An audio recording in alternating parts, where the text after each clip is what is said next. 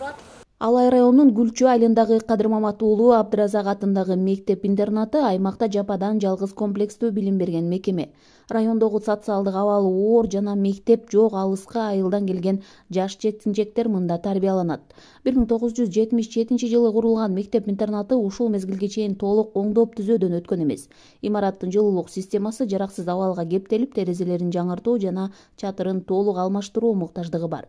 Билим уянын көйгөйү турага баштаган депутаттар тобуна да ачыкталды. Эмеси бар да, 30 саат бар. Ошону тагырымдерге бергенбиз. Былтыркы жылда результат 3-чү турга чейин министрликке барганда чогуу тактайбыз. Өзү мындай да жөн эле ушу талаптарга жооп бериш үчүнчү. Эгер талаптарга жооп берсе, бербесе анда башка маселе. Туурабы? Талаптарга жооп берет өзү. Расход өтө көп кетет. Бир моментте бардыгы жанагы иштеген малда жылуулук чында барат. Кабинеттерде балдар чыккан терезелер, эшиктер алмаш керек. Себеби 75-жылы салынган боюнча терезе эшиктер алмашкан эмес. Себеби жылуулукту кармабайт, жылуулук чыгып кетет сыртка. Анан электр энергиясы менен отопление ысыйт. Ар бир терезенин алдында Аристонун тенинен болгон автономдуу электр жылыткыч менен иштейт. Ал тез бузулат. Анан ошону көмүргө өткөзүү маселесин айттык көйгөйүбүз. Жалпы оңдоп түзөө иштерин. Ошонун эмесинде дагы бир көйгөйүбүз биздин Алай районунда лицей жок. Ошол лицей статусун алууга көмөк көрсөтүүсүн эме алдык. Мектеп-интернаты буга чейин лицей макамын алып келген. Билим көрсөткүчү түшкөндүктөн министрлик макамды алып койгон.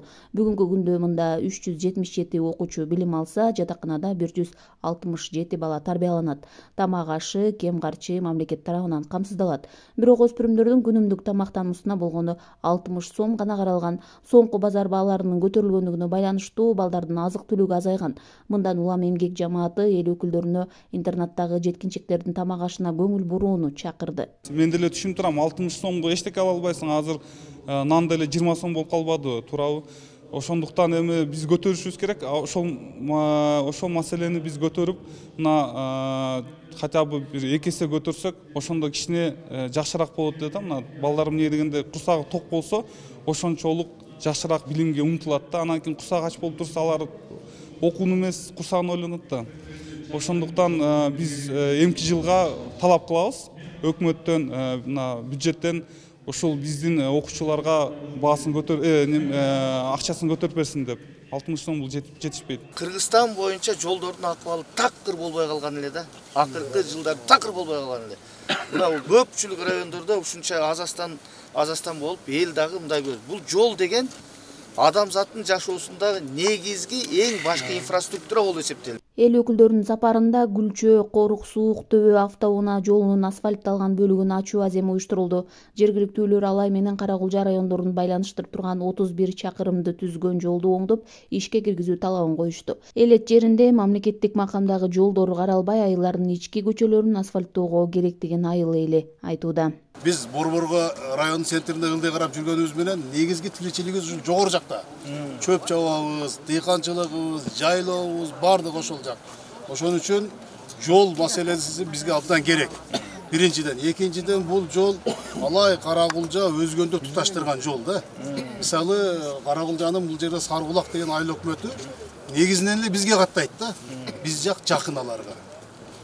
Анан кыз алыш бериш, биздин той мааракелерибиз дагы бир болгон үчүн жол маселеси бизге абдан керек. Дээрлик окшош эле маселелер. Ошол эле жол, ошол эле суу, ошол эле мектеп, бала бакча, оорукана мындай окшош да. Бирок бир нерсени баса белгилеп коюшубуз керек. Мына өзүңүздөр дагы күбө болуп атасыздар. Бул маселелер четинен акырынан чечилип келип атат. Ошондой эле мына Корул айылына барганда 2,5 километр жолдун курулушун көрдүңүздөр. Бул деген сөз ошо көйгөйлөр чечилип аткан белгиси да. Жогорку кеңештин төрагасы баштаган депутаттар аймактардагы иш сапарын алкагында жергиликтүү эл менен жолугуп элеттиктерди түйшөткөн көйгөйлөрүн угууда. Эл өкүлдөрү Баткен, Ош жана Жалал Абад областтарын кыдырууда. Гүлжан Ажиматова, Бектур Калыбек уулу, Ош облусу.